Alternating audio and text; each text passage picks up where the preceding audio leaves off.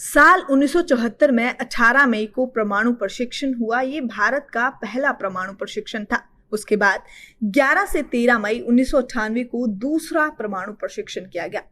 पहले वाले परमाणु प्रशिक्षण में प्रधानमंत्री इंदिरा गांधी थी, तो दूसरे वाले में प्रधानमंत्री अटल बिहारी वाजपेयी।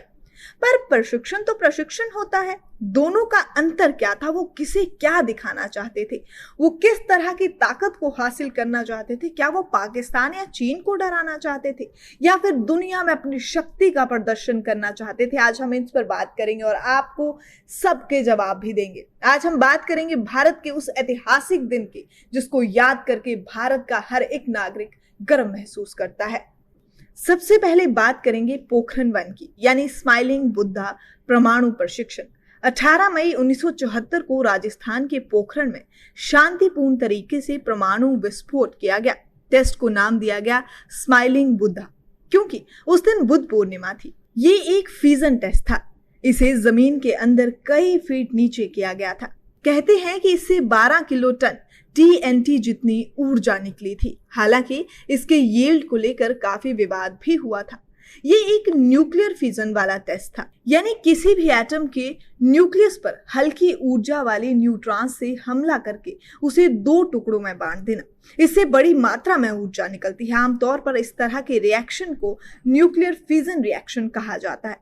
परमाणु ऊर्जा पावर प्लांट में इसी के जरिए ऊर्जा पैदा की जाती है, क्योंकि इसे नियंत्रण करना आसान होता है। ये बहुत ज्यादा मात्रा में ऊर्जा पैदा करता है। 1974 में इंदिरा गांधी के समय किए गए परमाणु प्रशिक्षण स्माइलिंग बुद्धा का मकसद ये दिखाना था कि घर में बने परमाणु यंत्र में विस्फोट होता है या नहीं होता है। ये एक शांतिपूर्ण विस्फोट माना गया। जबकि अगर हम बात करें भारत के उस ऐतिहासिक दिन की, जिसको बेहद खास माना जाता है, वो था 11 से 13 मई के दिन। इन्हीं टेस्ट के साथ भारत दुनिया के सबसे ताकतवर मुल्कों की लिस्ट में शामिल हो गया था। भारत के इस कदम से अमेरिका समेत कई देशों ने दांतों तले उंगली चबा दी थी। पोखरण की भूमि पर 11 मई 1998 को हुए परमाणु प्रशिक्षण सेकंड को लगभग 25 साल पूरे हो गए हैं। खेतोलाई गांव के पास भारत ने 3 परमाणु प्रशिक्षण किए और पूरी दुनिया को साबित कर दिया था कि भारत अपने दुश्मनों से लड़ने के लिए पूरी तरह से तैयार है। पोखरण में 11 मई साल 1998 को किए गए परमाणु प्रशिक्षण को ऑपरेशन शक्ति का नाम दिया गया था। अपने शीर्ष की तरह ही भारत ने पूरी दुनिया में अपनी ताकत का परिचय दिया था। भारत के महान वैज्ञानिक और पूर्व राष्ट्रपति APJ अब्दुल कलाम के नेतृत्व में भारत ने सफलतापूर्वक अपना दूसरा परमाणु प्रशिक्षण पूरा किया। खेतोलाई से 5 किलोमीटर दूर फायरिंग रेंज में एक के बाद एक 3 हुए परमाणु प्रशिक्षण, और जिससे पूरा का पूरा इलाका गूंज उठा था। आसमान की तरफ बादल का गुब्बारा दिखा था। इसी के साथ पूरे पोखरण इलाके में ये पता चल गया था कि धरती ने भारत को परमाणु ताकतों वाले देशों की सूची में शामिल कर दिया है। इतना ही नहीं, परमाणु प्रशिक्षण के बाद देश के तत्कालीन प्रधानमंत्री अटल बिहारी वाजपेयी खुद धमाके वाली जगह पर भी गए थे। भारत के इस ऐलान से पूरी दुनिया एकदम दंग रह गई थी, क्योंकि किसी को भी इसकी भनक तक नहीं लगने दी गई थी। यहाँ तक कि परमाणु प्रशिक्षण होने के बाद भी किसी को इसके बारे में पता नहीं चला था। भारत की इस सफलता पर अमेरिका के CIA ने भी माना था कि भारत उन्हें चकमा देने में सफल रहा है, क्योंकि अमेरिका की खुफिया एजेंसी CIA भारत की हरकतों पर पल पल नजर बनाए रखता था। CIA ने भारत की कड़ी पहरेदारी करने के लिए अखबारों पर खर्च किए थे कई सारे पैसे। इन सब चुनौतियों के बावजूद भी भारत ने पोखरण की जमीन पर सफलतापूर्वक ऑपरेशन शक्ति को अंजाम दिया था। अब आपको ये बताते हैं कि आखिर इस प्रशिक्षण को गुप्त क्यों रखा गया था।